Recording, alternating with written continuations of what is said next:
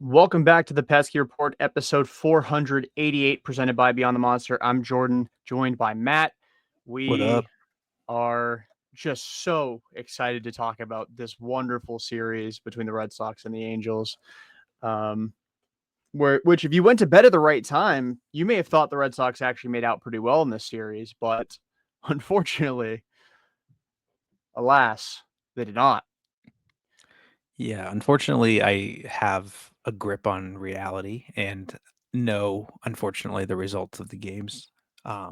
Because in my head, we were going into this rubber match here, looking to take the series today, Mhm. and definitely didn't get that lucky. I find myself, I don't know if you do as well, when I do my intro, I always just like say something like I'm excited to be here or like excited to talk about this something something something. Like I don't know, I just find myself using the phrase excited. Um but like I am not excited to talk about this series. I mean, how could you be? Honestly, I mean, getting swept by the lowly Los Angeles Angels of Anaheim, the Shohei Ohtani-less Los Angeles Angels of Anaheim, the super talented Mike Troutless Los Angeles Angels of Anaheim, because Trout is in a much diminished state at this point in his career. Like, there's The much heavily trouted Anthony Rendoneless yeah. Los Angeles Angels. Well, actually, that probably helped them in the series. So never Yeah, mind. not Strike having that. him was helpful. They didn't have Yoan Moncada, he's hurt. Like, you got I mean, Zach Neto got hurt in game 2, so you didn't even have to face Kenley, him in game they 3. lost. They lost the greatest closer of all time, Kenley Jansen. And then he still pitched in game 2 of the series and still shoved a scoreless inning down their throats. It's, Brother, can we yeah. talk about this for a second? He threw a whole wait, how many pitches did he throw? He threw a whole 4 pitches, okay? And then had to get pulled for an injury, and then he came back and pitched again the next day, right? Mhm. Uh, my guy couldn't even be bothered to play with a sore back when he was in Boston. And he's out here getting pulled from a game for injury concerns and pitching the next night. Like, come on. Come Yeah. on. It's probably inconsequential because the Red Sox offense is dog shit, but I've always been of the mindset that if you get pulled from a game to injury, now if you've exceeded the 3 batter minimum, then whatever, fair game. Maybe you just got psyched out. Maybe I mean I know sometimes Kenley deals with some lightheadedness. Obviously, he has the heart condition. Um, but if you face one single batter, not even a full batter, like Connor Wong was leading off the inning, and you get pulled for an injury, I think you should be out at least a game or 2. Like I just feel like that should be like a thing. Like you can't just get pulled from injury because you're throwing 88 miles an hour and then magically end up able to pitch in game 2. But whatever. Whatever, man. Yeah. The Connor Wong is just I'll give him a shout out, man. I'll give him a shout out. We saw the full on Iran war and a ceasefire come to fruition before Connor Wong got an RBI this year. So shout out to him. He does have an RBI now. He finally did it. I almost Yeah. wanted to screenshot that notification and frame it on the wall. It's and he's had the funny thing is, he still had more like times he's driven in a run this year that haven't been runs batted in than RBIs. So like he has the sack fly, but I think he's also grounded into 2 double plays that drove in runs this season. Yeah, he comes up with the bases freaking loaded or like men on first and third constantly. Yeah. But He who knows? I mean, what's your over under? 5 RBIs for the season. What do you think? Oh, I think he'll clear that pretty comfortably, barring another injury. I don't think Connor Wong's gonna like resurrect his 2025 and have a good year, but Mm-hmm. like You think he's going to clear it comfortably? he He's on pace for comfortably. 2 RBIs. I think he'll get to at least 10. I still feel like he'll get to at least 10. in 2025. Like, again, Last year, barring injury.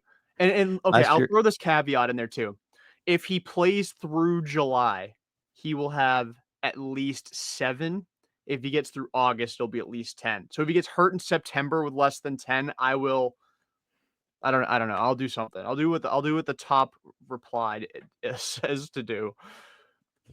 There won't be any I replies, so this is easy for me.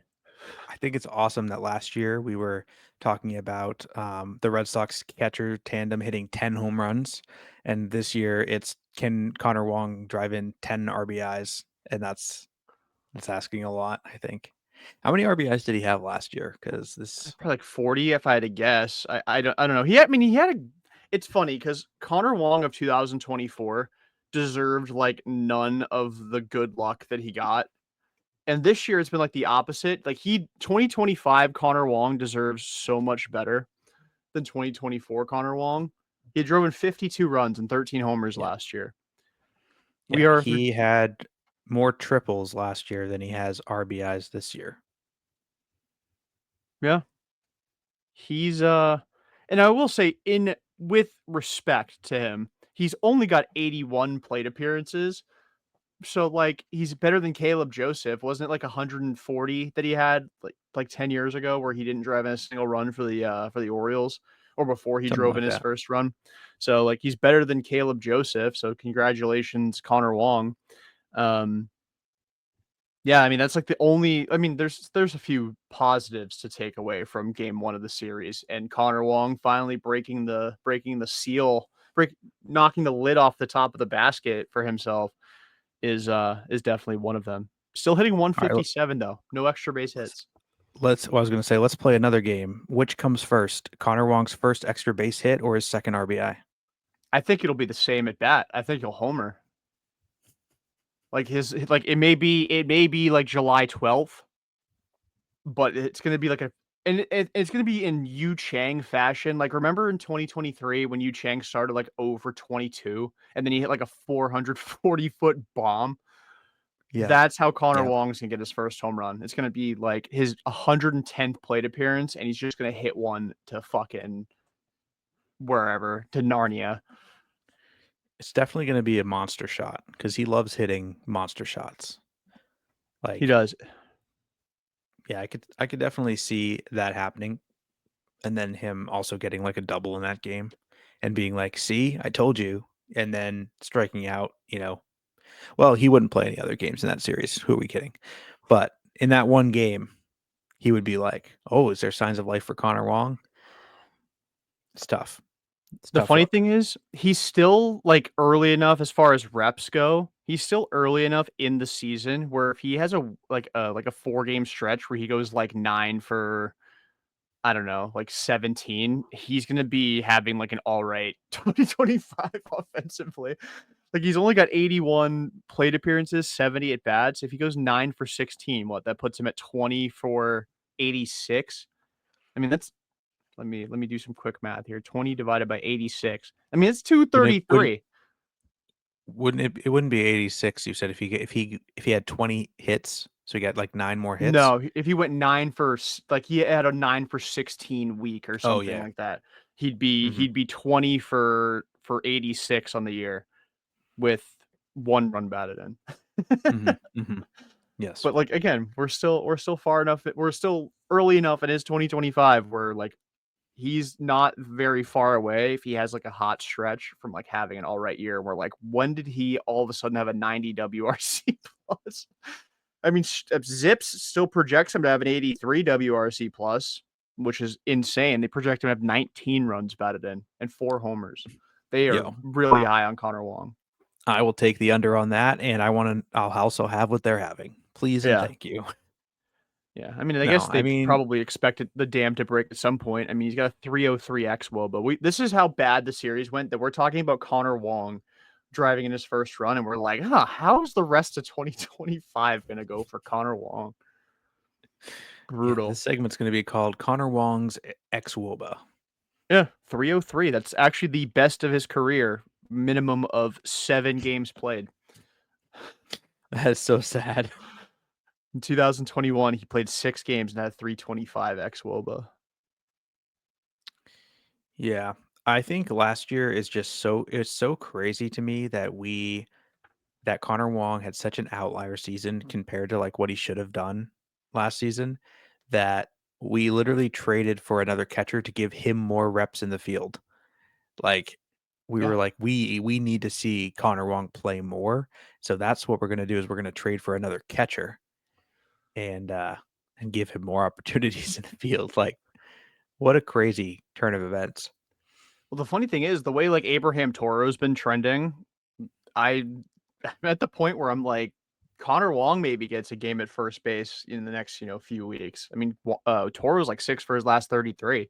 So he's really fallen off in the last, week or so. With this West Coast swing, he's been really bad. I guess protecting Raffy Devers is a little bit easier than being protected by whoever the hell has been hitting third. I mean, Roman in this series mostly, but yeah. I mean, at some point we got to talk about Walker Buehler's electric outing in game one, right? Put Yeah, it off as long so as we could. Walker Buehler, I saw a post that said Walker's parents really cooked when they named him Walker, Hmm. because he did have 7 walks in this start. Oh, it's so much worse than I remembered. Uh, It's does so a hit by pitch doesn't even count as that, so he literally had 7 walks and 2 hit by pitches. Does that sound right? yeah. He only gave up Or 3 hits over 4 innings though. So I mean, hey, that was a Sean Newcomb start, like a bad Sean Newcomb start. oh 10 base no, that runners in was 4 innings. Well, 12, but against the whip, you don't count hit by pitches against the whip.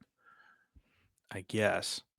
But But man, 5 earnings across 4 innings, absolutely gross. That it was just so deflating, uh, to have us put up 3 runs in the first inning off of a pitcher who's generally terrible and have, like, amazing momentum. There is no way that we should have not like, this should have been one of those games where we won, like, 9-2, mhm. and you just, like we smoked them, and then, like, the first inning, we came out, second inning, maybe third inning, we put up another 3 spot, like, that was so deflating that I think it shot their confidence for the rest of the game because to give up 5 runs when you're just hitting guys and walking guys and the bases are loaded and you're just walking guys. Oh my word. I don't know, man. I think he's a DFA candidate or Phantom IL, like, but they say there's nothing wrong with him, so they kind of backed themselves into a corner there. Yeah, I mean, Cora said that there's nothing wrong with him, but Bueller was like, "I don't wanna talk about it," when they asked him personally, so I don't know, maybe I mean, remember when he got put on the injured list, he was like and it came out that he had, what, shoulder bursitis or something, and he was like, "I was actually pretty embarrassed when I found out that's what was keeping me out because I feel like I could pitch through it." And, I mean, since he's come back, he's just been horrible.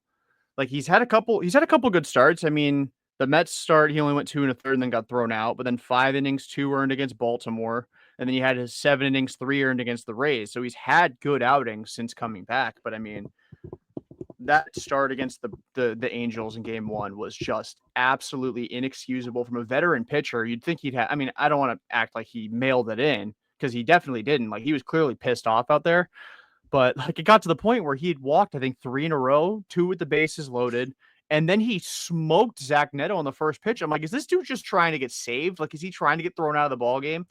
And, he somehow was able to survive 4 innings without allowing another run. It was just ugly, and, like, I don't Well, even thank know, goodness like, he what you was do able with to him. give that level of length because if he hadn't, then we would have been our pen would have been cooked in this series Mhm. because even doing that was more than I was expecting, to be honest with you, but it was bad, man. I mean, if you had to have you taken a look at his baseball savant lately? No, I try not to check those out as frequently. I really only do for crochet because I like looking at all the red on the screen. Yeah, it's very bad.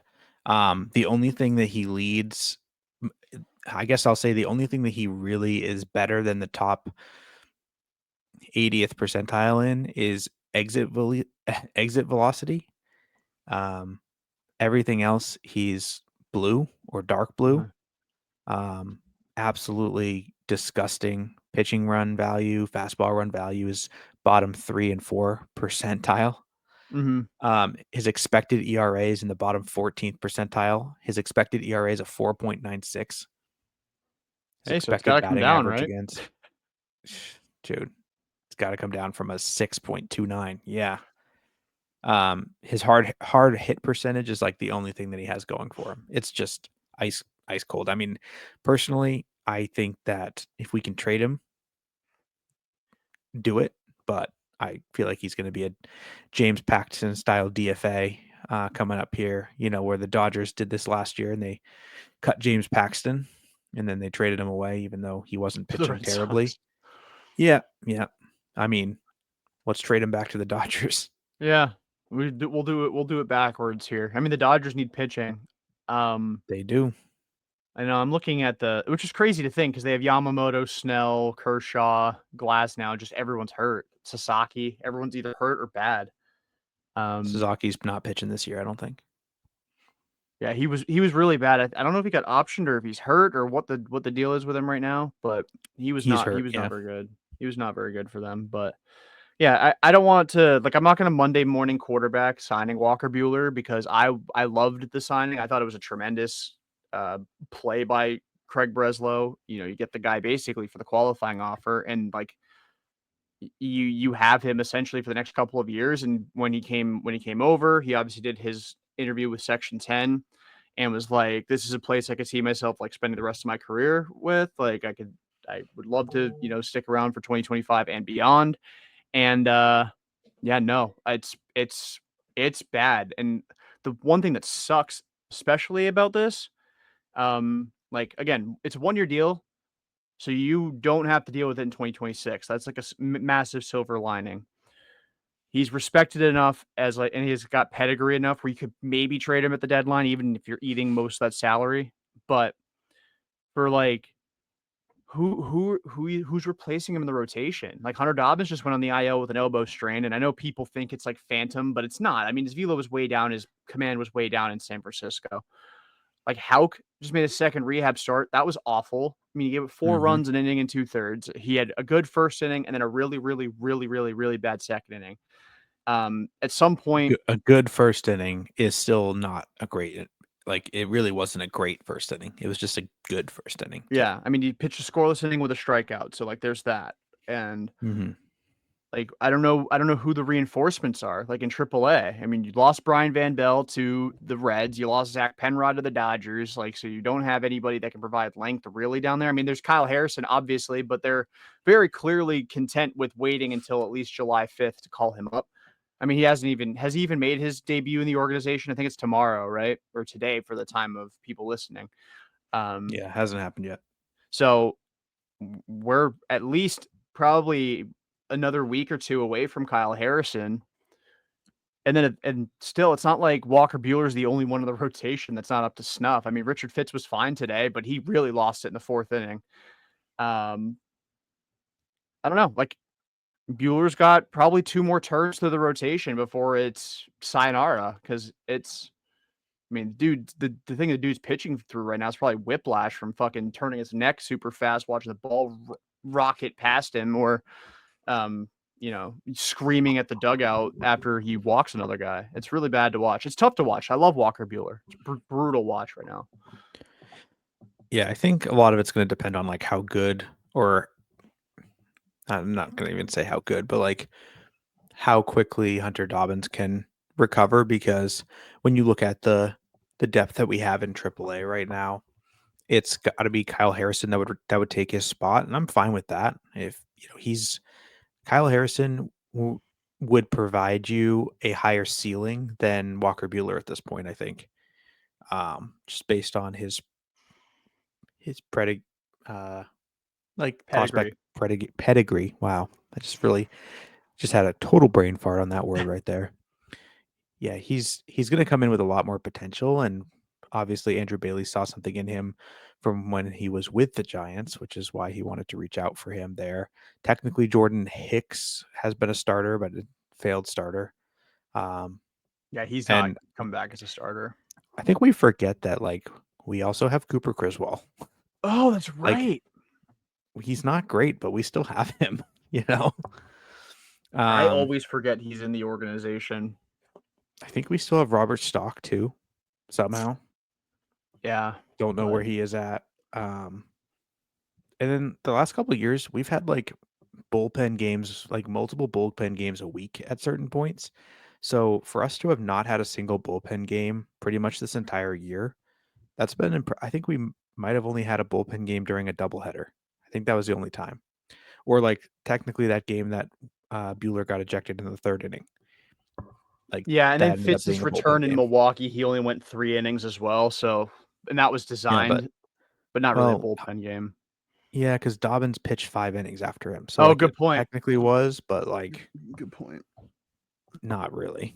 Yeah, I Um, mean, I do wonder though, could they do something similar to what they did with Nick Pivetta in 2023? Like start with an opener and then just have Bueller just come out of the bullpen and pitch 5 innings of relief.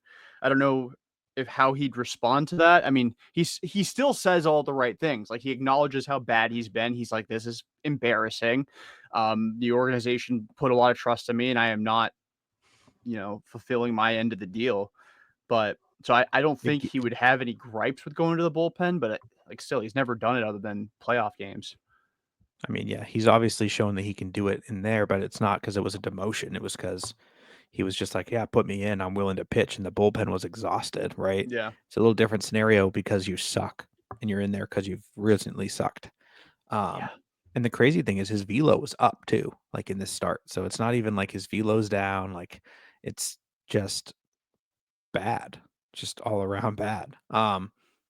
I do wonder if because unless it's an IL stint, there's no way to just like give him a break to like have him reset himself. I think he might have rushed himself back a little too soon, but um, if it's not Harrison, it's going to be Hauk coming back, and maybe they do like a tandem thing where Hauk pitches 1 or 2 innings, and they just get his stuff to a place where he can dominate for the first time through an order. Because you remember Tanner Hauk used to be really good like before 2024's breakout season for him, he was really good first time through the order. Hmm. And then it was like after that, he would always implode, but he was usually electric. Um, and like I especially remember in 2023, the start against the Angels where he was like throwing a no hitter through the 3 innings or something like that, and then he just got absolutely shelled and ended up giving like 7 runs in like the fourth inning or something like that. And it was just like the epitome of Tanner Houck, where you just like, how is someone so nasty the first time through the order? And that was, of course, when Dave Bush was there, and we were just getting all over his case. And like, how can Dave Bush be so blind to the fact that you need to change your plan because whatever you're doing second time through the order isn't working? Right. Um, so maybe they can get him back to something like that, where Tanner Houck can be a good 3 inning guy, and they pair him up with someone like Bueller, and you know if both of them can give 3 to 4 innings, then that's almost an entire game right there. You could do that once a week. Yeah, they can get creative with it because they definitely have two relievers in the bullpen that are just not getting it done right now, and that is Zach Kelly every single time he comes out, and Yeah. Luis Guerrero about 50% of the time he comes out. It's like a coin flip whether or not he can throw a strike. Yeah. Um, Because game one, he so looked good. He had three yeah, strikeouts, 2 innings pitched, no runs. So that was fine. And everyone was talking no crap about him at that point. But then, he comes in, what was it today? yeah, and he walked the Um, two of the first three on four pitches. yeah. And went full on the second hitter, if I'm not mistaken. Like he had gotten, and he somehow, I think, only gave up 1 run, but like He gave up he two. was so bad. He gave up 2 runs today. He was so Hmm. bad. It was But to be just honest, Bernardino might have given up like maybe it was an inherited runner because he only pitched 2/3 of an inning. no. He did give up two because I remember they brought in Bernie after Darno hit, and he gave up an RBI single to Joe Adell, and then an RBI single to Darno, and then got taken out. It's funny But we like crap on Zach Kelly too, but like he came in today and had 4 strikeouts in an inning and 2/3. So like he's a weird guy. Like it's just so annoying. he's somebody that I honestly feel like the organization will like never give up on until they absolutely have to. Like when he's out of options, that'll be when they DFA him. But until then, they're just going to keep him. They're just going to let him continue jumping back and forth between, you can see why. Yeah. Like they like him. It's just he doesn't do it well consistently enough. But you can option Zach Kelly for Tanner Houck, and you can do Houck as an opener while he continues to build himself back up. I would have Houck have one more rehab start at least before we're talking about that seriously. And then when Kyle Harrison, I'd let him almost run it all the way out. Like he has like a full month basically down there. yeah, what's it, 20 days, I think. So he gets 4 Mhm. starts, 4 rehab starts. If they're short I enough, he could probably do them quicker together. Yeah, true. But I think he weighed through 49 pitches in his second rehab start, so they probably want to get him to like 65 in his third time out. And then, Kyle Harrison comes up. That's when you can option Luis Guerrero, or you can do it vice versa, depending on whoever you think is fresher. Or, I mean, both of them pitched multiple times in the series. And Harrison's 2 weeks away, but it's just tough. Like, this was a dude that you brought in, and like Tanner Houck has also compounded it by being horrible and injured. But like you'd Crochet, Houck, and Bueller's your 1 through 3, and we felt really good about that. And it's like, okay, even if Houck Mhm. regresses, Bueller's probably going to be better. So then we'll have a 1 through 3 of Crochet, Bueller, and Houck. And like both of them have given you no reason to count on them in any capacity. Like Bayo's been awesome the last handful of times out, so maybe he's the 2 now. But you came into the season thinking he was the 4, maybe even the 5 with Giolito and Cutter Crawford, who's done for the year as well. No, Yeah, rest feel in bad peace, for Cutter's Cutter. King. Yeah. Feel bad for Cutter as King. Feel bad for Cutter too. I mean, he pitched through an injury all last year, and then while rehabbing, and he hurt his wrist, and then Yeah, can we he's talk about that for a second? He definitely got in a bike accident. Like, right? Like we can all agree that he went full sail. they're specifically not saying what he was doing when he hurt his wrist. Oh, dude, no way he didn't get in a biking accident. I'm just gonna throw that out there. Didn't they say on the broadcast, or they might have said it on the broadcast? I thought, I don't know. I may have misheard because I was not in the room and I came back in while they were talking about it, but I thought Jemai said something that Cutter said something about it having I think there was some accident. Like, I didn't mean to. And this just happened. I thought he hurt it throwing. I thought like he just like David, and not like a similar injury, but like David Price had like the carpal tunnel that one year, and then he had a cyst on his wrist in 2019. So I thought maybe it was something like that, but no, he's just done for the year. So no Cutter Crawford in 2025, which like this was a huge year for him too. So that sucks for him. I mean, a lot of guys are in that same exact spot, and like when you add all of those guys up, like Bueller, huge year for him. Terrible. Houck, huge year for him. Terrible. Cutter Crawford, huge year for him. Hurt. Tristan Casas, huge year for him. Terrible, then hurt. Who else? Jaron Duran, huge year for him. Terrible. Well, not terrible, but very not good. Like Yes. that's five core pieces. Justin Slayton, huge year for him. I mean, expectations wise, we thought he was gonna take a massive leap, and he was fine, not special, and hurt. Liam Hendricks, awful. Like that's Where 7 guys you were counting on this where year. is he? Is he alive? Yeah, I don't even know. Like we've had no updates on Liam Hendricks, so they just tell him to go fly a kite. Like, and he's not on the 60 day. And then They obviously also haven't seen Bregman. him. Like he's Yeah, not around the team either. yeah. I don't know what happened with him. Did they trade him to San Francisco too? And we just didn't know. By the way, Alex Cora said that he hurt his wrist in an off the field activity. An off the field accident, he said, but it was not due to anything irresponsible. That's why I said biking accident. Okay, so I did not mishear Jemai. It was from Cora, not from Cutter. Yeah. But yeah, I mean, that's 7 dudes that are like integral. Like it's not like Connor Wong being awful, because like at least it negates it by by Carlos Narvaez being good. Well, Wong was hurt too, and then he came back And and still yeah, hasn't been good. But yeah. But I do wonder. I mean, he broke his hand, and like that's his bottom hand as a hitter. Like he's probably just not getting any punch into his swing. I don't know, man. He was awful before that, He so it's was, but hard to. he was driving the ball and getting a lot. Like he had a lot of flyouts, like deep flyouts, especially in that first series of the year. And he broke his hand in what, like the 4th series of the year. So, but it is what it is. Red Sox lose game 1. What, 9-5 was the final? Was 7-5. 9-5. It Yeah. was 9-5, yeah. Just Yeah. awful. Just awful. Yep. Garrett Whitlock somehow managed to give up 4 runs in that game too. I don't absolutely crazy. Oh, I know a Cora lot got of those thrown were out. yeah, so I already fell asleep at that point. So what did he get thrown out for even arguing? There was a play at second base after Jaron Duran did his daily base running error. Um, finally has a nice piece of hitting and then blows it by taking an ill-advised gamble on the base pass. But in the rundown, then Toro goes to second. They throw it to second after tagging Duran out.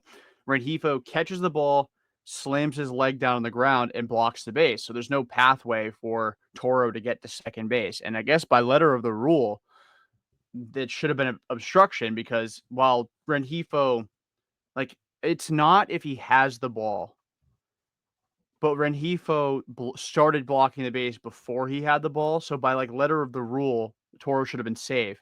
And the umpire was like, you can't review it, and it was an obstruction. And Cora like lost his fucking mind. And like I didn't even know what he was arguing at the time, but like he was so mad that I started to agree with him before even knowing what it was about.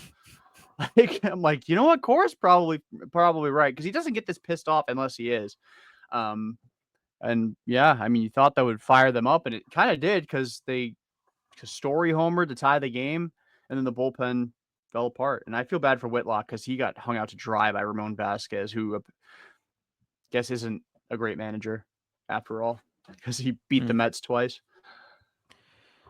Yeah, I was gonna say it's actually interesting. Alcala has not given up an earned run, but he technically was the one who gave up the single that uh, I think was 2 of the inherited runs that he let score from Whitlock, if I remember Hmm. correctly. Yeah, But Jorge Alcala's yeah, been okay. I mean, this is 4 straight outings for him without an earned run, and that's actually his longest ties his longest stretch of the year. His opening day, he gave up 3 runs without recording an out, and then proceeded to pitch 4 straight appearances without another run, and then he gave up 4 earned runs in his next appearance after that. So if the trend continues, this next outing for him could be a blow up outing, or it could be um, a chance that he's turned the corner. We'll That is see. hilarious. In his first 6 outings, he had 2 where he combined to give up 7 runs without allowing an out. That is so funny. Poor guy. Yeah, yeah. That's There's a awful. couple of times it looks like he's been able to give a couple of innings. Like one of his last outings with the Twins, he went 2 innings with 4 strikeouts, no hits. In his And last that was outing with the Twins, he went an inning and two-thirds and well, allowed 5 runs on 6 hits. 5 runs yeah. on And on 5 hits. outing before that was 1 out recorded and 3 earned runs. Man, what So, a fuck you to your team on the way out the door. 8 earned and 2 plus? That's dude, his bad, man. ERA when we acquired him was 8.88. Hey, Absolutely insane. he's done a He's good brought it job, down though, a whole lowering run it. though. Yeah. Yeah, a whole run since he's been here. So, Yeah, his go figure ERA that. with the Sox is 0.00. His FIP is around 2. His xFIP is around 4. Like, he's been okay. He's been okay. They like Super him. I mean, throws annoying. 100. Yeah, I'm super annoying that everyone in our organization is obsessed with trading for pitchers that currently suck but have potential. Like, can we just for once trade for a pitcher who's actually doing good in the moment and get a good pitcher? Yeah, Um, seriously. or sign someone that's actually good? Because it's getting kind of annoying. Like this reminds me of when we traded for everyone we traded for last year. That was bad and continued to be bad. The only person that hasn't been bad after we traded for them is Brennan Bernardino. Uh, he's cooked, by the way. So cooked. Yeah, I Like, mean, throwing 20 times in like a 14-day span is yeah, probably not Greg great. Or Weisert's 14 times in 20 days, I meant, but Greg Weissert still leads the league in appearances, so he's also fried. shortly cooked here. But yeah, like Alcala, I think like he has a lot of potential. Same with Giovanni um, Moran. Moran. that they signed, who's rehabbing right now, who will probably come up and fill one of these spots in the pen here shortly. Oh, dude, you know who I forgot about? We have Patrick Sandoval on the team. Yeah, There's another our guy who there's was our terrible starting last pitching. year. There's our starting pitching that we need. Um, yeah, like this is just this whole song and dance that we've played for just sign guys that are good. I'm so sick and tired.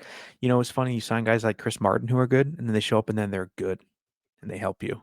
Even Kenley, like Kenley It's was Kenley. good, and he came Yep. over and was good. I mean, they got Chapman, they got Crochet, both of them awesome. But Oh, like Alex Bregman, Bregman, good player, shows up, is good. You know, yeah. it's a crazy concept.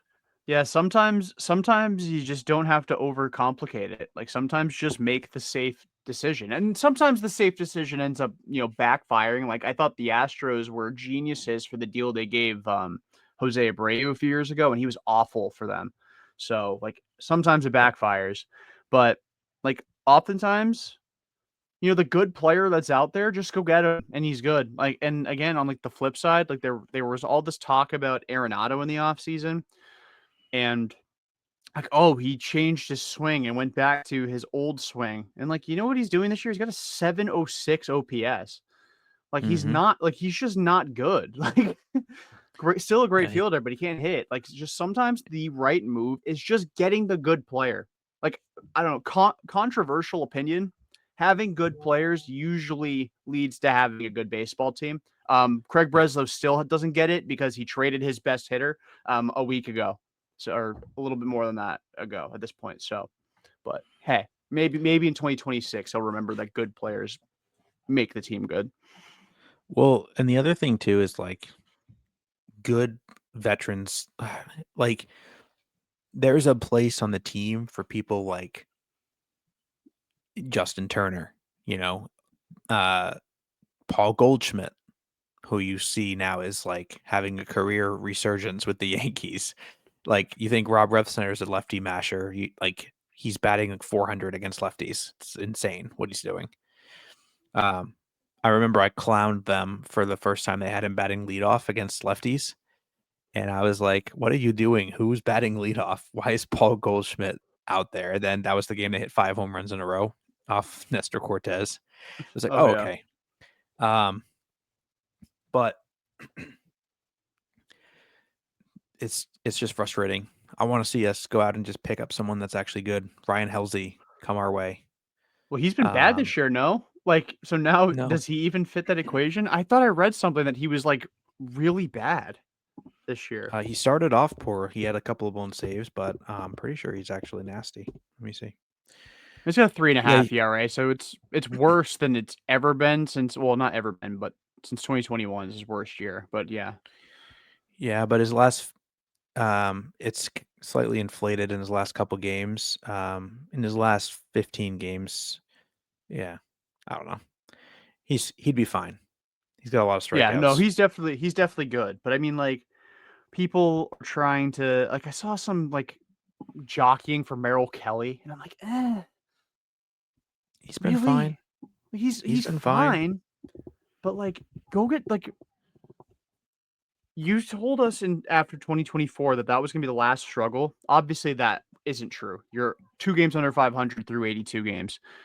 Um, but, like, Freddy Peralta Uh, might be available. He's only got eh, 1 year left on his deal. He's a good pitcher. Go get him. yeah. Pay for No, him. Go get him.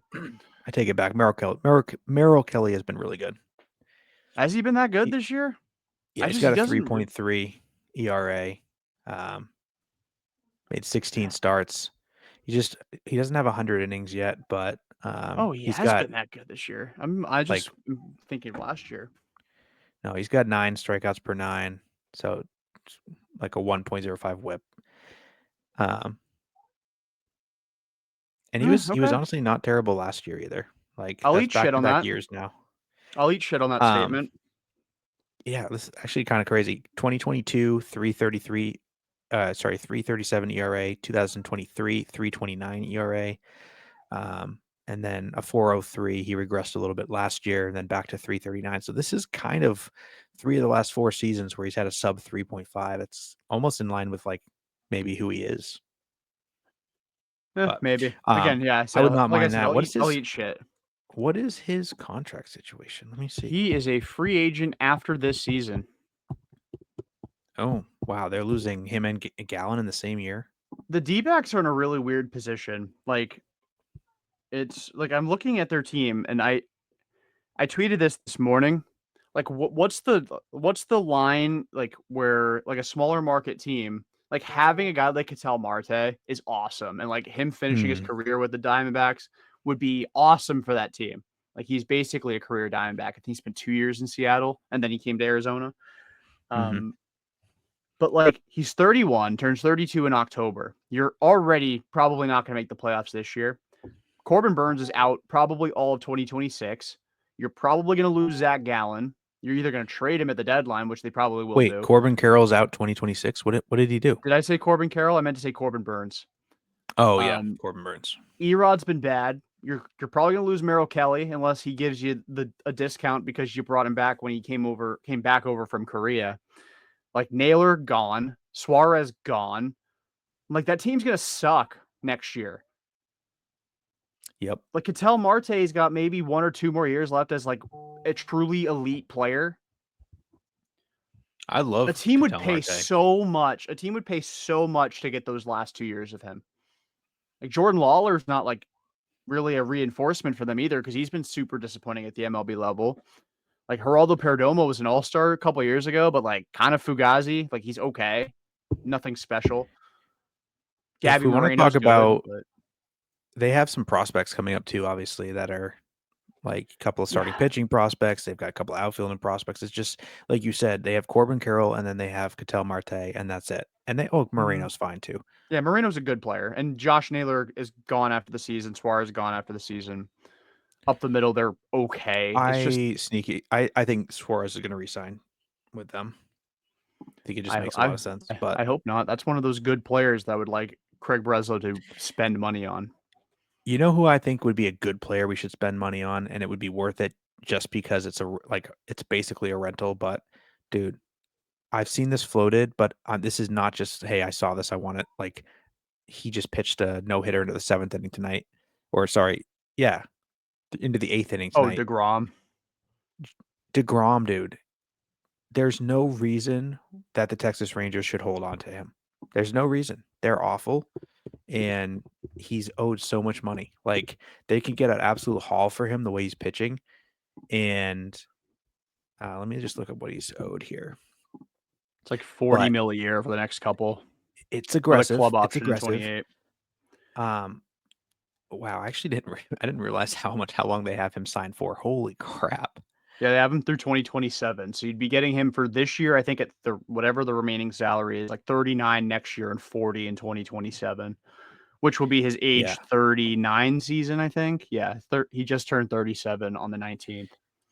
There is a club option for 20,000,000, Oh, which it says here it's if he pitched 625 innings or oh, actually, no, sorry. That is just a club option. And then there's also it's an optional club option where it could go up to 37,000,000 if he finishes in the top 5 for Cy Young 3 times, they which might do it this year. realistically he could do. If he just has 1 top 5 finish, then it's a 30,000,000 club option.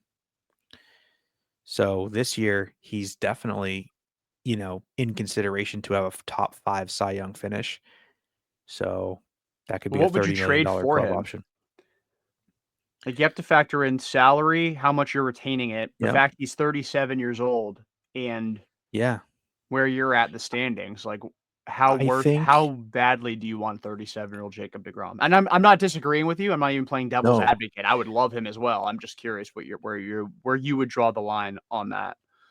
I think that again, it depends on if this is a money eating or a, you know, little bit of this, a little bit of that. Because if you remember, we just freed up $30,000,000 a year from Devers' contract, right? Which not that that was like this the end all be all, but we also were before we signed Bregman, entertaining the idea of Max Fried and all these other people. So it's clearly salary is not a constraint if it's the right move. And Breslow has, if anything, shown that he is a fan of short-term deals with a higher AAV for aging veterans.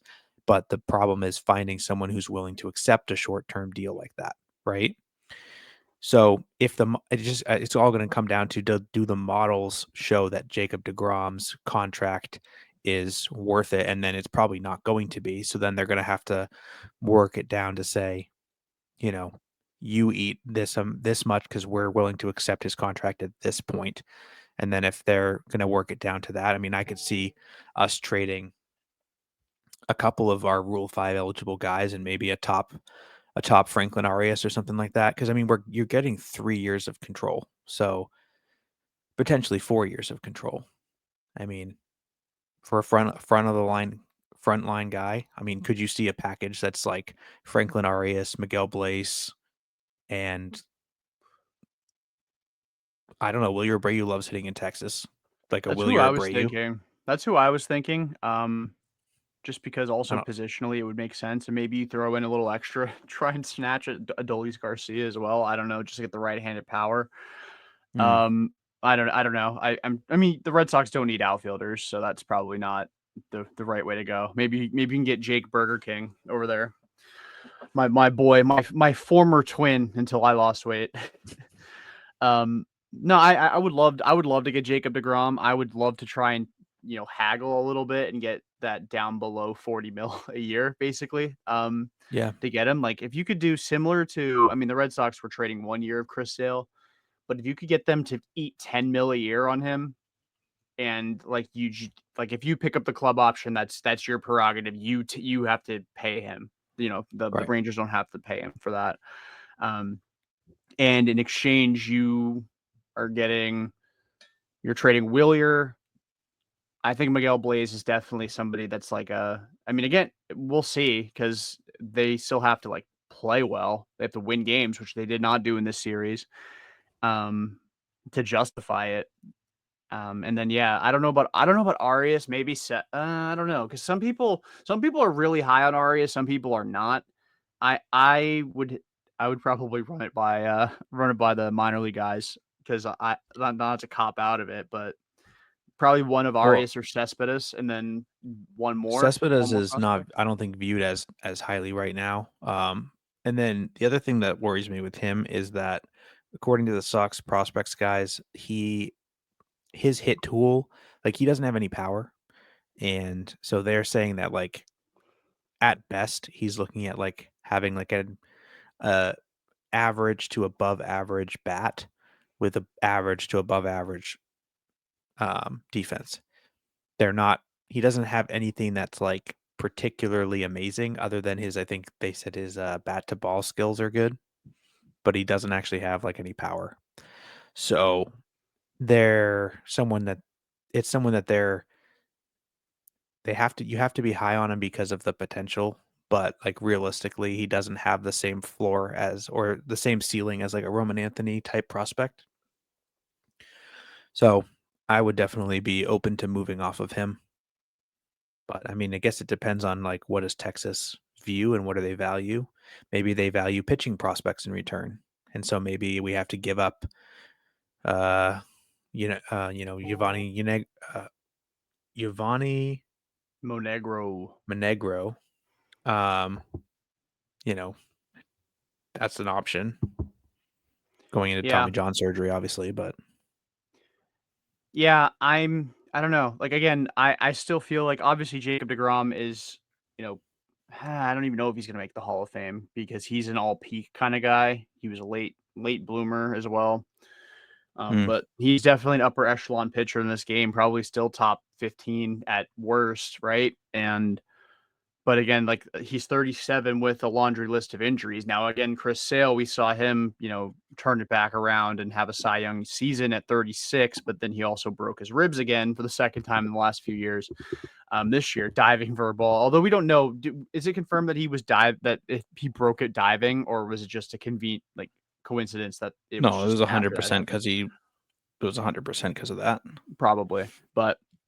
Like again, if you're trading somebody like Franklin Arias, I think the best course of action is to go and get Freddy Peralta. He's just a younger guy. He's really good. He gets a lot of strikeouts, which deGrom still gets strikeouts, but it's not like a crazy high number anymore. Like he's not striking out double digits per nine anymore. He's around nine. Peralta's a guy who gets Ks. Again, he's younger. He's a guy you can throw into the rotation, and they're far apart. He's far apart with Milwaukee right now, and I'm sure he'll be happy. He'd love to get more than 8 million in 2026. Uh, so you can probably comes with a desire to get extended, and then like imagine a front two in your rotation of Garrett Crochet, Freddie Peralta. Like that's just who I'm thinking of for Franklin Arias. I would be willing to trade Willie Abreu for deGrom, but I don't know. Right. I mean, I again, love right now the the Red idea Sox of gotta win games. No, I agree. I love the idea of Freddie Peralta as well. So I don't want to poo-poo on that idea. I think Yeah. he's having a great season. I've been a fan of his for a while. He's actually gotten progressively better from a lot of the things I'm looking at here, pitching more innings. Didn't strike out as many people last year as he did the year before, but he had a better ERA. And pitched in about 13, no, what was it? About 10 more innings. Whip was better last year. And this season, he's got a slightly worse whip, more in line with his career numbers. But he's, striking out a little less per nine, but his ERA is lower, and his baseball savant has a lot of red. A lot He's of just red. good. He's just a Good in the good hard hit. pitcher. Um, a lot of talk about Sandy Alcantara. I would not really be a fan of bringing Sandy Alcantara in, but I was actually looking at his numbers, and his numbers surprisingly look a lot like Walker Buehler's numbers this year. Like under the hood. So I actually kind of sneaky wonder if the return that you could get for a Walker Buehler would be similar package to Sandy Alcantara. And I wonder if when Sandy goes, if the Red Sox call up whoever else was in that market and offer Walker Buehler up for a very similar package. Yoel Cespedes just homered. That's um, ironic. yeah, but no, I'm with you. I mean, Sandy, to his credit, has been really good this month. I think his ERA is like 2.6 with good under the hood metrics as well in June. And he's a year removed from Tommy John, obviously younger than Walker Buehler. Um, I don't know. Again, I'm at the point where I'm just fed up with pitching projects. Like, and maybe Sandy isn't. Maybe it's not fair to call him a pitching project. Maybe he's it just took him a little bit to shake off the cobwebs. But like, I just want to get a guy and be like, at worst, you're actually like a three instead of a two. Like Freddie Peralta, like I feel pretty good about him as number two. But if he isn't as good as he's been this year in Milwaukee, I feel pretty good about him as a three. And like, the way Bayo's pitched, you having basically two threes and a five with your one and two, that's a good thing to have. And I don't know. I'm just tired of getting guys and being like, we can fix him. Like, that's so Yeah. toxic. That is fucking toxic. That's like your like single guy culture. Be like, oh, she could fix me. It's like fucking no. Maybe sometimes you're just too broken. Sorry for the trauma dump. Um Well, I you just know that Craig Breslow's out there, and like I still can't comprehend in my mind that last year the trade deadline, which in hindsight was awful, right? In the moment, we said a lot of the moves were right process. The one move that was not the right process and it worked out horribly was not Rich Hill. Oh my gosh. It was freaking James Paxton. Like trading for James Paxton, who was DFA'd by the Dodgers to be your starting pitching help. And then you saw it in the Netflix doc. He was like, perfect. We got a starting pitcher. That's it. We did it. he was And so hyped to get him too. It's like, why? like we were so desperate at the time that we're like, okay, this might be okay. Like he's pitching fine. And then of course he just straight up died. And it's like, I think it was his first start back with us or his second start. Like absolutely embarrassing. His third, because he had that okay one against Seattle, then he dominated Kansas City, and then tore his Achilles against Houston. Yeah, it was crazy, crazy situation. But like that was worst case scenario. But the fact that we approached someone who was DFA'd as our trade candidate is disgusting and deplorable. Like if you're shopping at the trade deadline for someone that isn't on an active team, you're looking in the wrong place. I don't really know what else to say about that. Are you back? Yeah, I'm back. Cool. Um, yeah, if your shopping list is like, let's check the waiver wire, then you're definitely looking in the wrong place. Yeah, I think it's cool to like check out the waiver wire when you're trying to address stuff on the margins of the roster. Like if you don't have a lefty killer, like the Phillies didn't have one last year, so they traded for Austin Hayes. Like that's a good trade. But like if you're like, we need right-handed power, we're gonna trade for Austin Hayes. Yep. Like no, like when the Red Yep. Sox got Rob Refsnyder to hit lefties, like that was a great addition. If they got Rob Refsnyder and they were like, that's our right-handed addition of the offseason instead of Trevor Story, who I know Trevor's not worked out. But like if that was like, we're signing Rob Refsnyder, he's gonna play second base. Like that would have been fucking terrible. Craig Breslow does a lot of like diamond in the rough hunting. I mean, again, I don't want to completely ignore the fact he traded for Garrett Crochet, signed Alex Bregman, signed Aroldis Chapman. Like he's obviously done good things to address the frontline talent on the roster.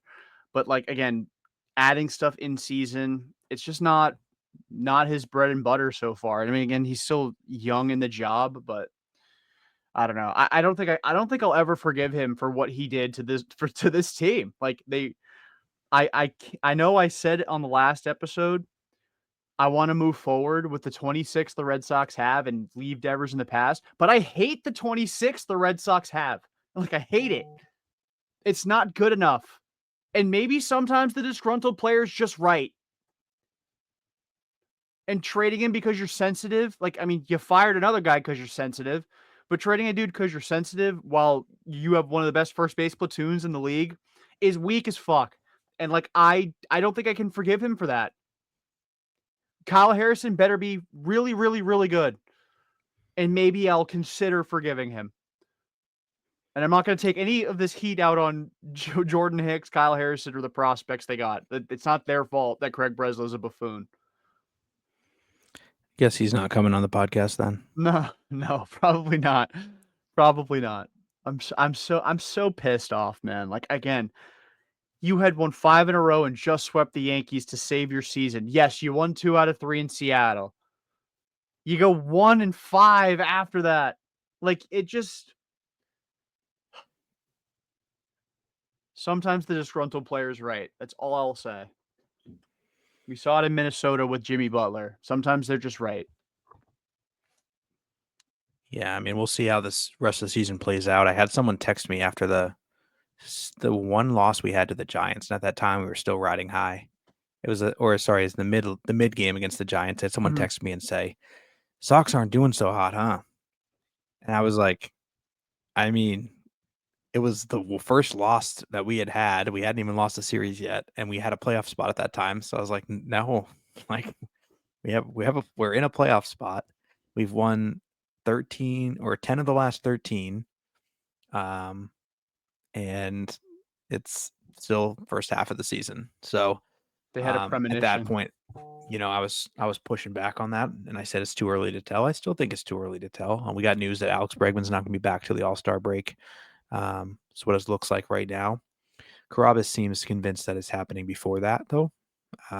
He kept saying like he was hinting at it on the episode a couple nights ago that could be like 4th of July he starts his rehab, but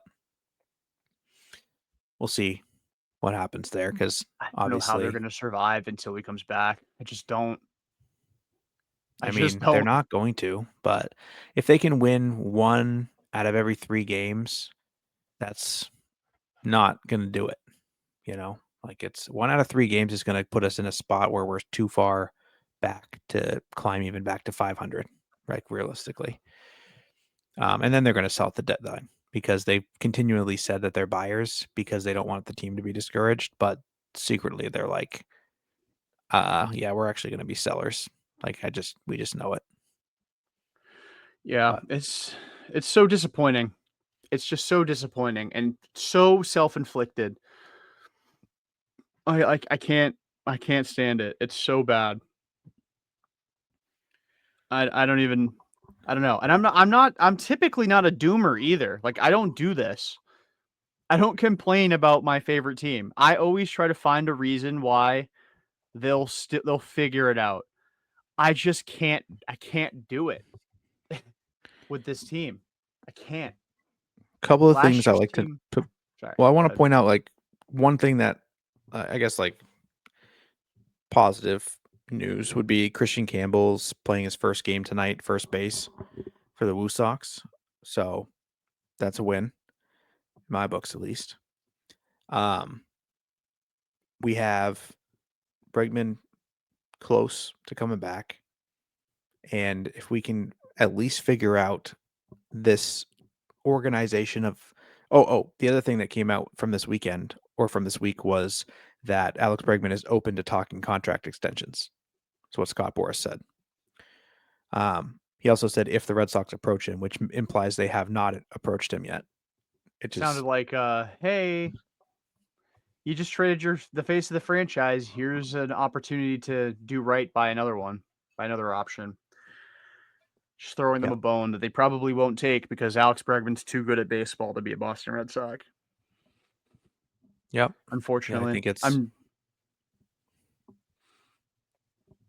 yeah. I don't know.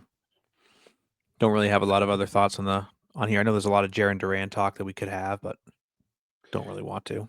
yeah, just no.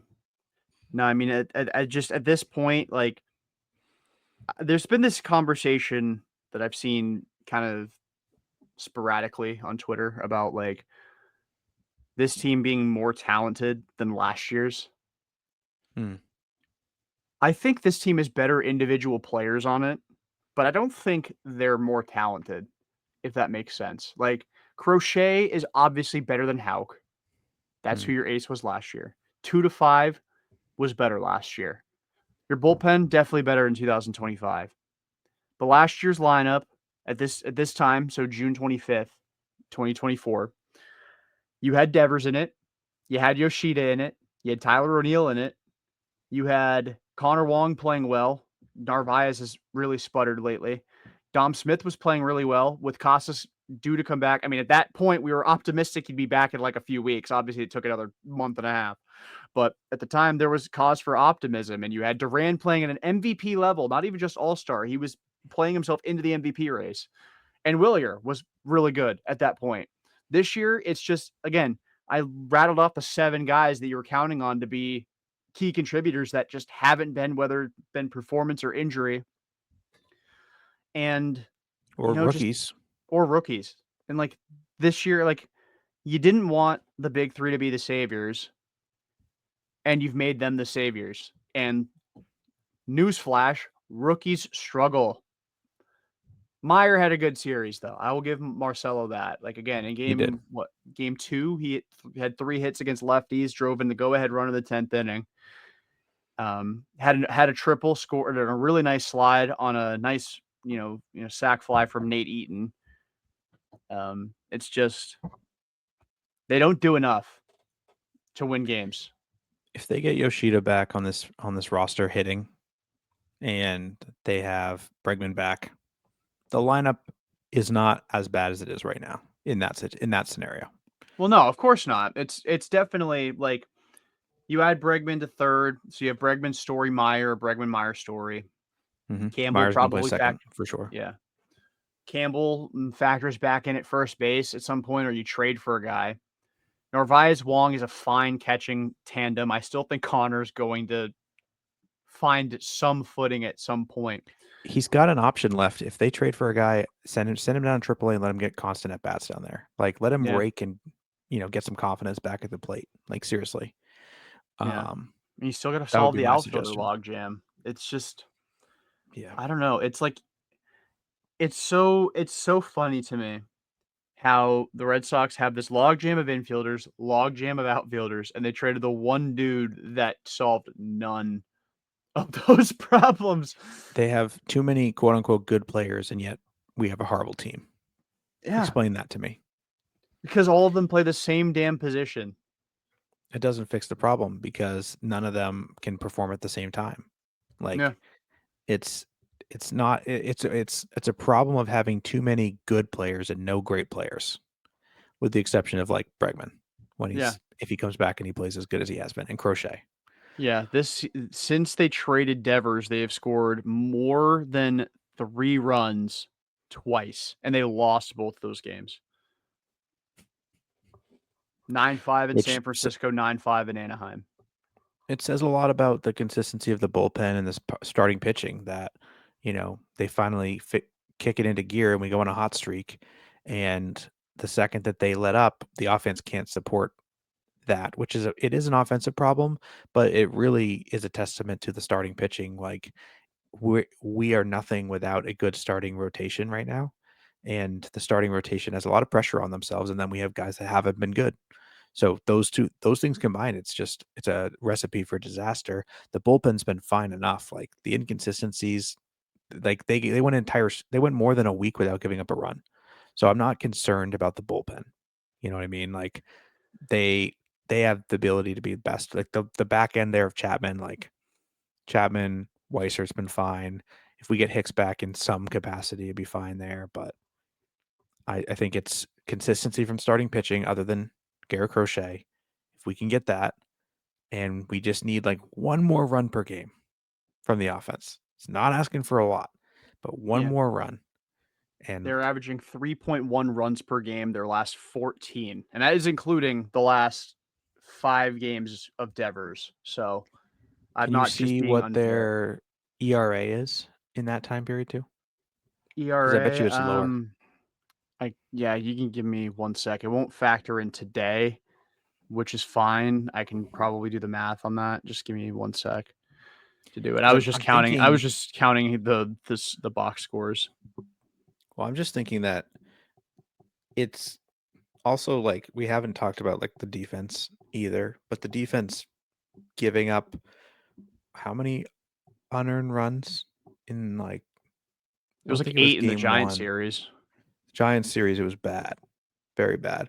I also learned that when you're looking at unearned runs, anytime we go into extra innings and the ghost runner scores, that counts as an unearned run too. So like that Yeah. helps to inflate some of the numbers that you see where we have so many extra inning games. So we have so many of these unearned runs that keep coming through, but I don't know. Entering game 3 I today, they had a 2.83 team ERA since June 10th. see that sounds like a recipe for winning when you're scoring 3 something runs a game and a 2 something ERA. That's a good place to be. I mean, they're 8-6, but like again, pure mid. Like you're just over 500 with a 2.83 ERA in your last 14. That's ridiculous, man. That's so Yeah. bad. Like, I don't Yeah, and know. if you take out that start from Bueller, it's even better than that too, which is Yeah. crazy. Yep. Just crazy. I don't even know. Red Sox Jeff lose game Passan 2, says 3-2 in 10 innings.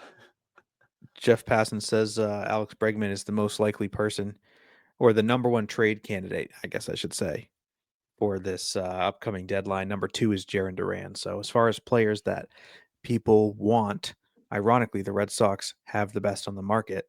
So you can't really get much better when we already have the best players that are available. Yeah. Makes it challenging. Something's got to give. And like, I mean, they've lost 5 straight, right? So Yeah. the series against Toronto is massive. Like it's very similar to that series against the Rays, like that first home series against the Rays, where you kind of have to win 2 out of 3, or like you start hearing the noise. Because I mean, you go into the following series, you got Garrett Crochet, and that's like that's your one win you can probably bank against Cincinnati is with Crochet on the mound. But Chase Burns is nasty, and he's going up against him. Like so, like I fear I'm gonna probably bet both guys to get 10 plus Ks and make like $3 because there's probably should be minus 1,000 for both of them. But then you got Fitz and Brady against Brady Singer, which is like meh. I don't feel great one way or another. And then Bayo versus Martinez, you should probably win that one. But like this series, I mean, I don't know if you have any last thoughts on the series that just happened. I don't really have anything other than Trevor Story had a decent series, a home run in game 1 and a 2-run single for all the offense in game 3. Yeah, I don't have any other thoughts, honestly. I'd rather Okay. just forget the series happened and move on. Okay. So we'll move into this Toronto series after the off day Thursday. So you can get all your frustration out and pray the Red Sox don't find a way to lose on your off day. Friday, 7:10 p.m. start. You got Brian Bayo on the mound against Jose Barrios. That's game 2 is a 4:10 start with Lucas Giolito against Chris Bassett. And game 3 is Walker Buehler against Eric Lauer. How I'm do you going think sweep. this series is going to go? In what direction? I think Red Sox are going to sweep. They have to. Bayo's been nasty, and that's the best pitching matchup that we're going to face. Chris Bassett's been mid to bad, and Giolito's been fine. So I think I'll take the Sox to take the series. I think in honor of Kevin, I'm going to go sweep. I would be up in the air about Sunday because of how bad Bueller's been. But Buehler against the Blue Jays, that was the game he got ejected, right? No, that was the No, that was Mets. the Mets game, but he did have a good start against Toronto earlier in the year. Yeah, so I'm not worried about the Blue Jays. Obviously, at the time we faced him, Vlad had not really. I don't even think he had hit a home run yet. If I remember correctly. So it's possible that it's going to be a little bit more challenging this time around. But the Blue Jays, where we can beat good teams and lose to bad teams. So if they're a good team, we're probably going to beat them. That's the way I look at it. I hope you're right. I do not feel very good about this series. I'm taking Toronto to win it 2-1. I think the Red Sox take game 1 of this series to stall the losing streak. Bayo's been really good lately. He dominated Toronto last year at Fenway Park in August, had his 8 shutout innings in that start. I think he'll ride the high into Friday. Giolito's had too many decent starts in a row for me to really feel comfortable going into it. I'm almost going to predict the implosion every time until it happens. It's like a friend of the program, Adam, tweeting, "This is the most obvious Chapman meltdown of all time" before every Chapman outing. That's how I Yes. feel about Giolito. And then game 3, I just have zero faith in Walker Buehler. I mean, you have to like kill Eric Lauer, like 9 runs might be enough to I just don't have any faith in Walker Buehler. Maybe he finds something, gets the extra day of rest, with the off day. But Yeah, I mean they're I at have no Fenway faith in him. Friday. Fenway wearing the you know green jerseys. Saturday yellow jerseys. So that's 2 out of 3 right there. I don't know what you're talking about. And then Sunday, I never even heard of Eric Lauer. So I've heard of Walker Buehler. He got the last. He struck out the last guy to end the World Series. So I've heard of And him Danny before. Jansen was the only guy to ever play for both teams in the same game. Danny Jansen did that. So Did I've heard of him. So I did mean, you did you know that Walker Buehler and Alex Bregman own a horse together? in the Kentucky Derby, I heard of them. So I'm taking sweep. Sox got this one. I gotta Again, go. I really hope you're right. I would love to eat shit in this series. I don't see it. I don't the way they're playing. I would need like I don't know. I don't know. I mean, Bueller's the X factor, right? Like, I mean, I have game 3 as the rubber match. So yeah, and you have them sweeping, so there's no pressure on Bueller in your prediction. I for me, I have all the pressure on Walker Bueller. So we'll see. Pressure is something you only put in tires, as old friend Alec Manoa once said. I Yeah, don't he's know. on the Blue Jays still somewhere. Yeah. He's hurt. He's like out for the year. But That's true. yeah, we'll see if Walker Bueller's got anything left in the tank. And this start could very well like make or break his Sox career. Like he could be gone after this one. So we'll see. Um Any final thoughts? Go Sox. Turn it around. Yeah, please. Like again, I said this like maybe 4 or 5 episodes ago. You're in a very unique position right now where all the eyes are on you. Like the Celtics have started making moves. They traded Drew Holiday and Kristaps Porzingis, so they're starting to take some of the attention away from you, and maybe that's all you need to get it rolling. But you're in a unique position where you're all that's on. Take advantage of it. Bring some excitement back to the ballpark for God's sakes. Play with a little bit of damn pride. Um, and score some damn runs, please. I beg. But yeah, that's all I got. Anyway, that Yeah. will do it for this edition of the Pesky Report. Again, episode 488 presented by Beyond the Monster. If you guys could like, subscribe on the YouTube channel, leave a comment, leave a review, leave a rating on Spotify, Apple Podcasts, wherever you get your podcast. That would be tremendous. Follow us on Twitter at the Pesky Report. I don't know if I'm going to start posting highlights again on there. I feel like a lot of people are starting to do it now, so it's like we'll see. Who knows? But we'll see. But yeah, for Matt, I'm Jordan. Until next time, peace out and go Sox.